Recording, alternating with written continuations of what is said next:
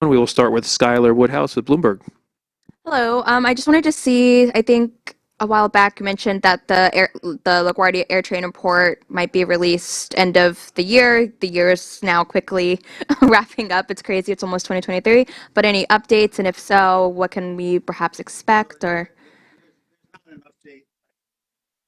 We're we're going to try for the end of the year and may go somewhat into next year. We're simply going through very carefully all 14 alternatives that have been identified, and we want to get it right when we present the report to the governor. 6 weeks left to go for the year, which is crazy. Next question. Okay.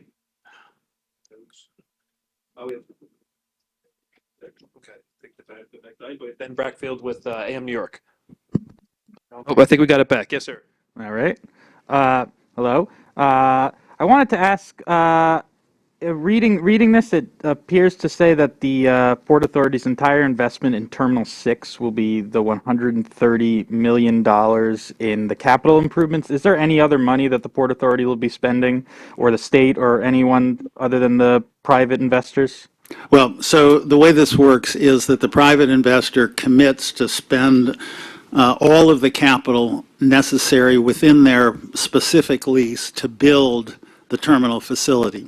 What the Port Authority takes on is the building, what generally gets referred to as infrastructure, but it's the roadways, the electrical substations, the garages. In total, at Kennedy Airport, $2.9 billion for Port Authority improvements in support of the various terminal projects have been committed. And the $130 million, which is in some sense directly connected to Terminal 6, is $130 million. But the big picture is a $2.9 billion Port Authority investment in the infrastructure to support all the entire transformation vision of Kennedy Airport. Tom, next question. Do you know if there's going to be any municipal bonds being sold for this for Terminal 6 or? Well, the financing structure for each of the terminal projects is entirely up to the individual private partner, and so their financing is actually different project by project. Some of them have bonds, some of them have bank debt, so it's really a question for the private partners, project by project. Tom, next question. Okay, we'll turn to our virtual questions. We have Lorianne LaRocco with CNBC. Yes, good afternoon. Thank you for taking my question. The TEUs were very strong for the month of October. Just wanted to see, what is your outlook for ocean bookings for November? I don't actually know whether we have that specific information. We can ask the port. I will say that the Port Department has projects for the future very cautiously, so we will get that for you. But I don't know the actual booking number. You'll have Okay, that later today or tomorrow. Later today. All right, wonderful. Thank you so much. Right. Tom, next question. Next question is Larry Higgs with New Jersey Advanced Media. How are you doing today? Appreciate you taking the question. I have two questions regarding the toll increase. The first one is I need a breakdown of how that $1 toll increase will be applied. Will that just be to EasyPass customers only, or does that include cash customers? And the second question is, why were path fares not increased? Well, let me take the first one. Each of the toll categories increases by $1. So the Easy Pass toll will increase by $1, and the toll by mail pass toll will also increase by $1. In terms of where it's applied, the Port Authority operates on a consolidated basis, so that funds that come in go into a single consolidated account, essentially. But there's no earmarking of funds coming in, with some exceptions when it's a specific grant There are some particular FAA programs which work a little differently, but by and large, the funding that comes into the Port Authority goes into a central pot. And then, in fact, if you read what is being posted to the website, we budget, the Port Authority budgets where the spending is allocated to. Next question, Tom. Next question is Colleen Wilson with the record. Yeah, hi. Can you hear me? Yes, we can. Okay. Two questions. Can you go into more detail about the cybersecurity costs? It's noted in the PowerPoint that they were significant and more than ever. So what does that mean? What are those costs exactly? And the second question is, I noticed also that the estimated container movements are budgeted to go down in 2023, or are conservatively estimated to go down in 2023 compared to 2022. I want to know why that is. I mean, given how much, record growth there's been there. And I think Ms. McCarthy kind of touched on this as a move from goods to services, but just wanted to see if you could go into more depth about that. Well, let me take one at a time. The reference to cybersecurity, I actually don't have the specific breakdowns, and I'm not sure whether we're quite in a position to release those. But where we are is several times over the last few years, the Port Authority has gone out to expert cybersecurity consulting firms. We want to be sure that we are targeting best practices. Obviously, the threat landscape has gotten much more severe recently. And so what we're in the mode right now is increasing significantly our investment in cybersecurity tools, cybersecurity protections.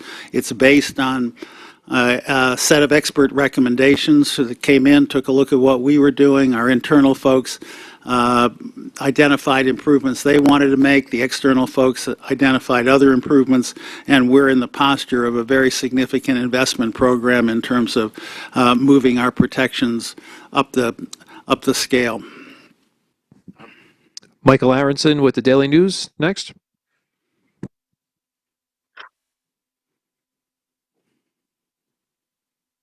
Michael, are you there? Okay, it doesn't sound like we have Michael. Next, Zach Griff with the Points Guy. Hey, gentlemen, thanks for taking my question. Great seeing you on Tuesday.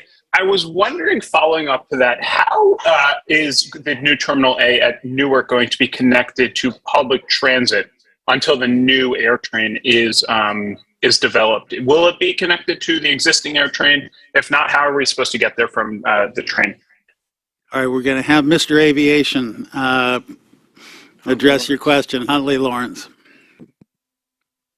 There's going to be there's a station, the P2 station, that will be in close proximity to the AirTrain, and there will be a bus that goes from the P2 station that will take you to the departure of new station, new Terminal A.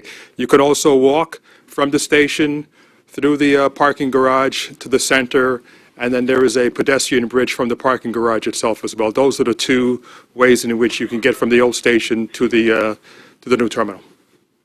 And will there be an airside connection for those who are making connections to other terminals within Newark? Yes, there is. If you on the the north side of the terminal, there is a bus lounge on the ground level that allows you to take a bus from Terminal A over to Terminals B and C. So there's an airside connection as well. Thank you. Next question is Danielle Muyo with Politico. Danielle? Hi, thank you for taking my question. I just wanted to ask about the Port Authority bus terminal plans as you finalize that going into next year. How are you looking at the sale of air rights given the economic slowdown you guys mentioned preparing for next year, and just the high rate of office vacancies? How are you thinking about that as you finalize the plans? Let's just be clear in terms of where we are, which is we published at the beginning of 2021 a dramatically new, different and I actually think extraordinarily creative plan for the replacement project, which includes both a brand-new staging and storage area, which will make the functioning of the bus terminal both more efficient as well as get buses off the street from the community, and then secondly, a brand-new bus terminal itself. Those are going to be two phases of construction.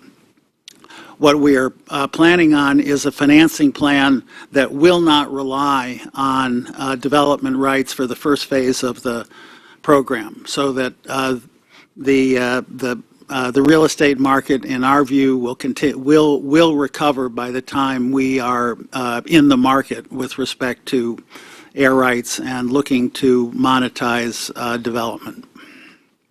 Last question is Jeff Yapalater with Airport Voice. Jeff. Good afternoon, gentlemen. Congrats on all that took place at the airports. Two questions. First one is, will there be any additional celebratory event with JMP Consortium coming up? I'm sorry, so the answer is we're gonna be in a celebratory mode for a long time, Jeff. We're gonna try to make up for lost time. Yeah, so, I'm sure. We really have two celebratory events coming up. One is going to be a celebration of the completion of the expansion of Terminal 8, which will be the occasion on which British Airways will leave Terminal 7 and move over to Terminal 8. And then by virtue of today's announcement, in terms of the financial close of Terminal 6, there will be a groundbreaking coming up. We haven't set the date for that, and obviously we'll do that in coordination with our private partner. I'm sorry, I believe we have... One more question on that, Tom. One more follow-up.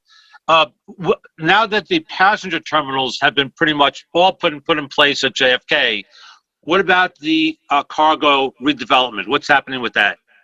That's a "what have you done for me lately," Jeff, question? Yeah, it's about basically no rest for the weary. Right. Well, it's definitely on the agenda. There has been there will be an RFP put out having to do with an overall cargo strategy, improvement of cargo capabilities at JFK, and we look forward to that coming out very soon. And I'm looking at Mr. Aviation as I say that. And I believe we have Michael Aronson on the line. Can I be heard, gentlemen? Yes. Yes, you can. I was getting worried, Michael. Just two things. Should I ask them both, or you want to do them one at a time?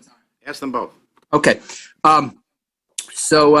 Just wondering on the LaGuardia rail access, one of the plans, actually the original plan, the air train, which is now on hold, it's still one of the 14, is contingent upon using land at Willets Point for swing space for parking. Now that the city is going forward with its Willets Point construction and the soccer stadium, what does that do to a potential utilization for that air train or any air train? The second question is more motorist driven. 6 years ago this week, the toll booths disappeared from the Henry Hudson. They're long gone from New York. Why the delay in removing toll booths from the Lincoln and the Holland and the GW? Can't you just one night just go in and just remove those? I'm not sure if they're at the Holland, but they're definitely at the other two crossings. Thank you. Well, I'll take that one because it's pretty straightforward. We intend to demolish them. There's no question about that. And we're going to do that as quickly as we can. But we can't do it overnight. Can't do it literally overnight. Can't do it overnight. It will with a demolition plan. It will occur over a period of time and generally off peak, so that we don't cause unnecessary traffic jams. Just to come back to the LaGuardia access, I'm not going to get into discussion about particular options. We're aware of the development plans at Willets Point, and when the report, when we finish the report, we will address them. Well said. All right, concludes the Q&A. Thank you, everyone. December.